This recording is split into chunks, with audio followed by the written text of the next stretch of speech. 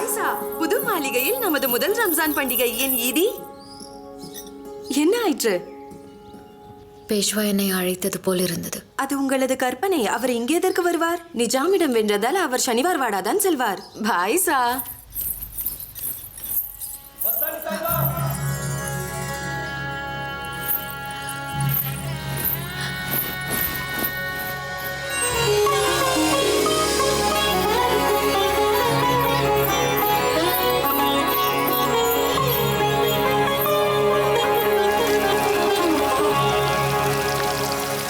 என்ன இது குழந்தைத்தனமாக உள்ளது? உன் காதல் என்னை குழந்தையாக்கியது மஸ்தானி சாஹிபா. பேஷ்வாவின் வெற்றிக்கு வாழ்த்துக்கள்.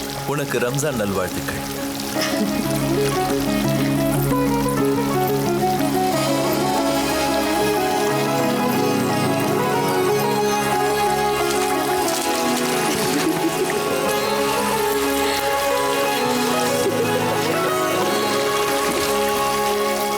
என்ன என்று மஸ்தானி சாஹிபா, இன்று உன் முகம் மிக அழகாக ஒளி வீசுகின்றது. தங்கள் கண்களின் பிரதிபலிப்பு. சூரியன் உதிக்கப் போகிறது என்பதை கீழ்வானம் சிவப்பதை வைத்தே தெரிந்து கொள்ளலாம். பிறக்கப் போகும் பேஷ்வாவிற்கு பெயரையும் தேர்வு செய்துவிடும்.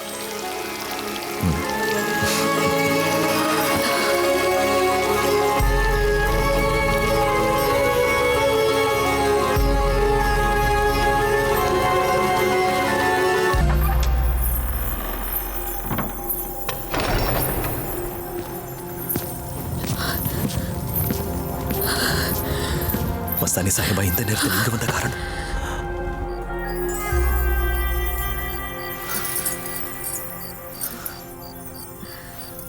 ராவ், நான் வரும் முன் வேறு யாராவது பார்த்திருந்தால் இந்நேரம் உன் உயிர் பிரிந்திருக்கும். உங்களை பார்க்காமல் இருந்திருந்தால் என் உயிர் தானாகவே பிரிந்திருக்கும். அப்படி என்றால் என் செய்திகள் எதுவுமே உனக்கு கிடைக்கவில்லையா?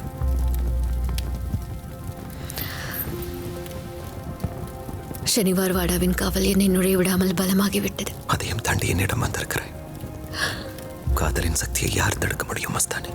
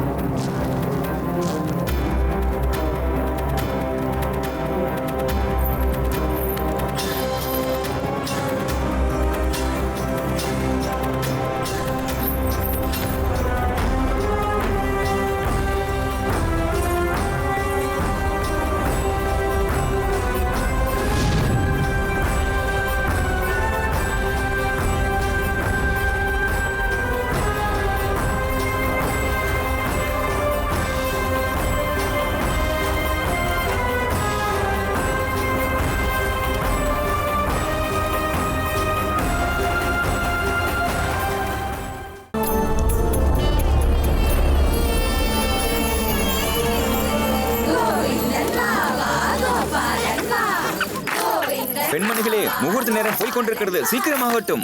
என்ன பியூத்தாய், பெயர் சூட்டும் உரிமை அத்தைக்கு இருக்கிறது. இருப்பினும் எவ்வளவு நேரம் காத்திருப்பது? சரி, பேரை சொல்லிவிடு. சரி, சொல்லுங்கள், என்ன பெயர் வைத்தீர்கள்? ரகுநாத். ரகுநாத், ரகுநாத். ஆஹா, பிரமாதம் பிரமாதம்.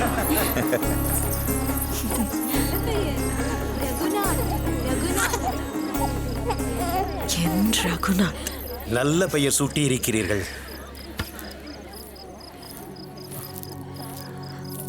மஸ்தானி பாய்,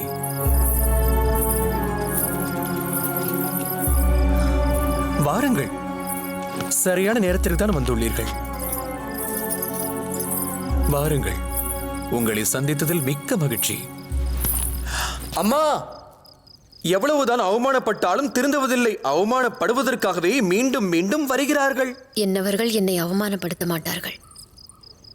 இது எனது வீடு, எனது குடும்பம். நான் ராவின் பிள்ளையை ஆசிர்வதிக்க வந்துள்ளேன். ஆசீர்வாதம் கொடுக்க வந்தாயா, உறவிற்காக பிச்செடுக்க வந்தாயா? ராவ் இல்லாத நேரத்தில் அவர் குழந்தைக்கு அன்பளிப்பு கொடுக்க வந்துள்ளேன். நீ பேஷ்வா குடும்பத்தில் சேர வேண்டுமென்றால் காவி நிற துணியை எடுத்து வந்திருக்க வேண்டும். பச்சை நிற துணியில் எதற்காக இவ்வாறு விஷத்தை மூடிக்கொண்டு வந்தாய்? நிறங்கள் ஒவ்வொன்றையும் மதங்கள் தான் தேர்ந்தெடுக்கின்றன. ஆனால் நிறம் ஒரு மதம் அல்ல. சில நேரம் மனித மனம் மதம் பிடித்து கருப்பாகி விடுவதால் காணும் நிறமெல்லாம் மதமாக தெரிகிறது. பேசட்டும் சீமாஜி, இவள் வாயில் விழாதே. துர்காவிற்கும் தர்காவிற்கும் உள்ள வித்தியாசத்தை மறந்துவிட்டாள். மறந்துவிட்டது நான் அல்ல, நீங்கள் தான் மதகுரு அவர்களே. அதே துர்கைக்கு நீங்கள் அணிவிக்கும் தாவணி பச்சை நிறம், ரவிக்கை பச்சை நிறம், பாவாடை பச்சை நிறம். தர்காவில் பெரிய பெரிய ஃபக்கீர்களின் சமாதிகளுக்கு காவி நிறங்கள் அணிவிக்கும் பொழுதெல்லாம் நிறங்கள் கண்களுக்கு தெரியவில்லையா? ராவை நிச்சயம் பாராட்டியாக வேண்டும். வாளை போலவே உன் நாக்கும் கூர்மையாக இருக்கிறது. போருக்கு துணிந்தவள். ஒரு சிறு கல்பட்டாலும் அடுத்த கணம் வாளில் தான் கை இருக்கும். கிருஷ்ணா பட் அவர்களே, இந்த வருடம் பித்ருபட்சத்தில் இவள் பெயரில் பிண்டம் போட்டு தேவசம் செய்து விடுங்கள். நம்மை பொறுத்தவரை இவள் உறவு அற்று போய்விட்டது. போமா போ. பிண்டம் போடுவது என்பது நம் வம்சத்தினருக்குத்தானே அம்மா. இதை செய்தால் உங்களில் ஒருவளாக ஏற்றுக்கொண்டதாகிவிடும்.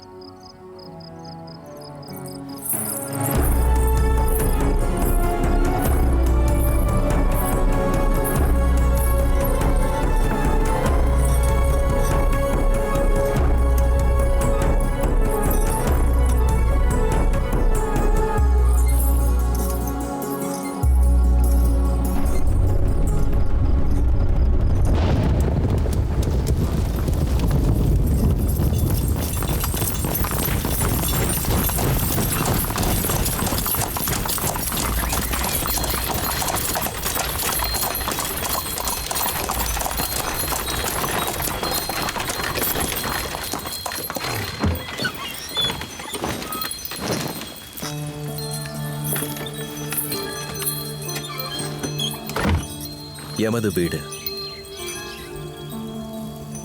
இன்றிலிருந்து மஸ்தானி மாளிகை என்று அழைக்கப்படும்.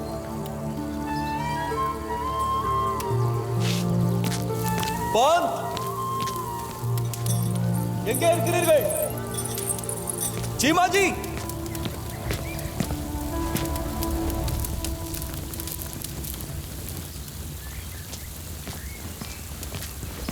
நீ வந்த மகிழ்ச்சியில் எல்லோரும் போய்விட்டார்கள் என்று எண்ணுகிறேன்.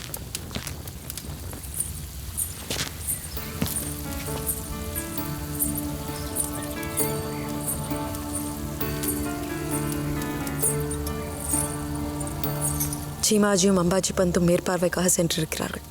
அம்மா யாத்திரை போயிருக்கிறார்கள். எனவே பேஷ்வா குடும்பத்து பொறுப்பு இந்த மருமகள் கையில். ஆகவே ஸ்ரீமந்த், நான் உங்களையும் உங்கள் விருந்தாளியையும் வரவேற்கிறேன். வாருங்கள்.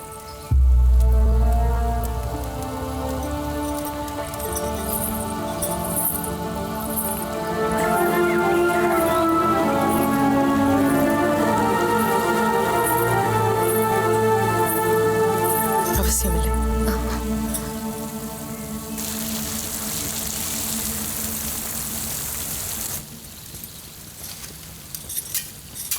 நீ என் மரியாதையை காப்பாற்றி விட்டாய் பேஷ்வின் பாய். மனதின் பாரம் தூரம் சென்று விட்டது. ஸ்ரீமந்த், பேஷ்வாவிற்கு ஒரு விஷயம் நினைவில் இருக்கட்டும். இந்த வரவேற்பு இந்த வீட்டில் மட்டும்தான் நடந்துள்ளது, என் மனதில் அல்ல.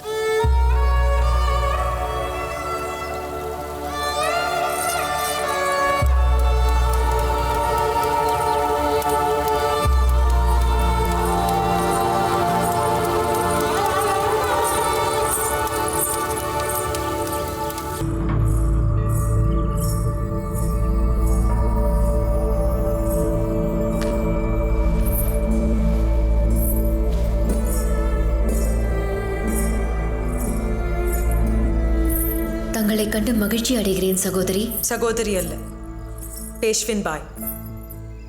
நான் பேஷ்வாவை மணந்த மனைவி, காஷி பாஜிராவ் பல்லாட். நமது உறவு இத்தனை வருடங்கள் நமக்கிடையில் என்ன உறவு இருக்கிறது? சொல். நீங்கள் யாருடைய மனைவியோ அவர் எனக்கும் கணவர். இருக்கட்டும். ஆனால் எனக்கு தெரிந்த வரையிலும் மனைவி இருக்கும் போது கணவன் இன்னொரு பெண்ணை கூட்டி வந்தால் அவளை காதல் கிழத்தி என்று கூறுவார்கள். இந்த காதல் கிழத்தி என்பது புரியாத வார்த்தை. இதை வழக்கமாக எப்படி கூறுவார்கள்? அது சக்களத்தி.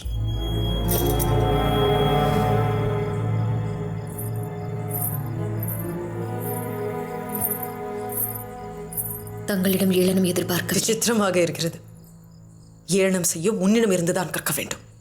இப்படி எள்ளி நகையாடியே உறவற்ற ஒரு உறவோடு புந்தேல்கண்டிலிருந்து பூனா வந்து விட்டாயே, இதற்கு என்ன பெயர் மஸ்தானி சாஹிபா? இதயங்களின் உறவிற்கு மதிப்பே இல்லையா? என்ன இதயம்? எப்படிப்பட்ட இதயம்? என்னிடம் அன்று, உன்னிடம் இன்று, நாளை பிறகு? அர்த்தமில்லாத வார்த்தைகள் பற்றி பேச வேண்டாம். இருக்கட்டும், விடு. அப்படி என்றால் நீங்கள் வந்ததற்கும் அர்த்தம் உண்டு. இருக்கிறதே. இன்று எங்கள் ஊரில் நோன்பு. ஒரு பெண் இன்னொரு பெண்ணிற்கு மஞ்சள் குங்குமம் கொடுக்க வேண்டும், பரிசளிக்க வேண்டும். கணவரின் நீண்ட ஆயுளுக்கான நோன்பிது. என்னால் முடிந்த வரையிலும் மென்மையாக பேசிவிட்டேன்.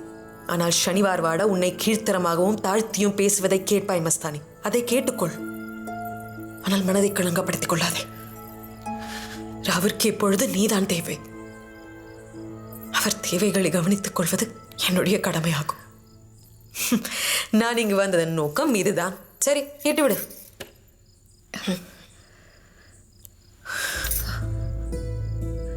இந்த கரத்தை தான் அவர் பற்றினார் அல்லவா? தெரியுமா, என் கரத்தை விட வாளை பற்றுவதை தான் அவர் அதிகமாக விரும்புவார்.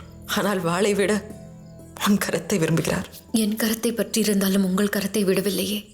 என்னை காதலித்தாலும் உங்கள் உறவை உடைக்கவில்லையே.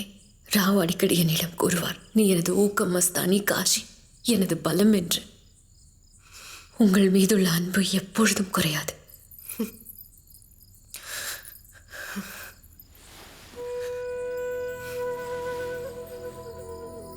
இருட்டில் ஈன்றெடுத்த இப்புந்தேல்கண் பெண்ணின் வாழ்வில் பொட்டு வைத்து விளக்கேற்றி விட்டாய்.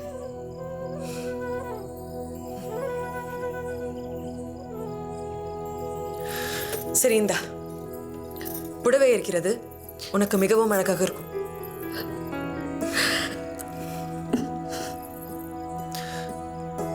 வருகிறேன்.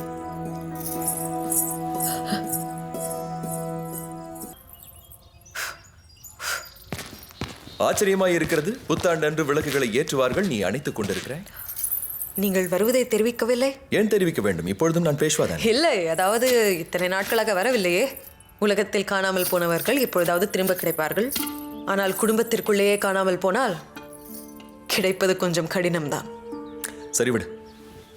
யுத்தத்திற்கு போகிறேனே, எனக்கு ஆரத்தி எடுக்க மாட்டாயா? குடும்பத்தின் மூத்த மருமகள் நீ. உடையையும் கோலத்தையும் பார்த்தாலே தெரிகிறது. ஏசுதாசி, அந்த ஆரத்தி தட்டை எடுத்து வா. பாருங்கள், அமருங்கள்.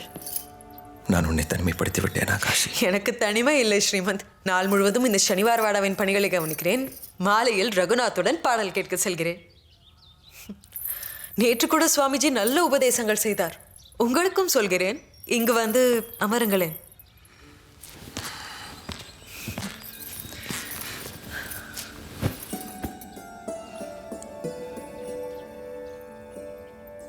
அது சுவாமிஜி நேற்று சொன்னார், கிருஷ்ணரும் ருக்மணியும் பேசிக் கொண்டிருந்தார்களாம்.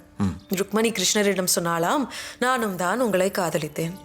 இருப்பினும் ஏன் தோன்றுகிறது, உங்கள் மனைவியாக இல்லாமல் காதலியாக இருந்திருந்தால் நன்றாக இருந்திருக்கும் என்று. கிருஷ்ணரும் இதே கேள்விதான் கேட்டாராம். ஏன்? ருக்மணி சொன்னாலாம், கணவன் மனைவியின் மத்தியில் உறவு எவ்வளவு பலமாக இருந்தாலும் மக்கள் காதலியை தானே நினைவு கொள்கிறார்கள். ராதே கிருஷ்ணா, ராதே கிருஷ்ணா, ராதே கிருஷ்ணா. காஷி, நீயும் என்றும் எனக்கு மஸ்தானியைப் போலவே பிரியமானவள். கிருஷ்ணரும் இதே பதில் தான் சொன்னாராம். என்றும் உங்கள் இருவரையும் நான் ஒப்பிட்டு பார்த்ததே இல்லை. விடுங்கள், எங்கள் இருவரையும் ஒப்பிட்டு பார்க்கவும் முடியாது. ஏனென்றால் நான் உங்களுடன் ராசலீலை செய்யவில்லையே. உனக்கு என்னிடம் மஸ்தானியை பற்றி குறை கூற வேண்டும் என்று தோன்றுகிறது. மற்றவர்களை பற்றி எதற்கு குறை கூற வேண்டும்? நமது காயமே நமக்கு அதிக வேதனை தரும். எனக்கு ஒரே ஒரு வேதனை தான் ஸ்ரீமந்த். நீங்கள் என் உயிரை கேட்டிருந்தாலும் கூட நான் மகிழ்ச்சியுடன் கொடுத்திருப்பேன். ஆனால் நீங்கள் என் கௌரவத்தையே பறித்துக் கொண்டீர்கள்.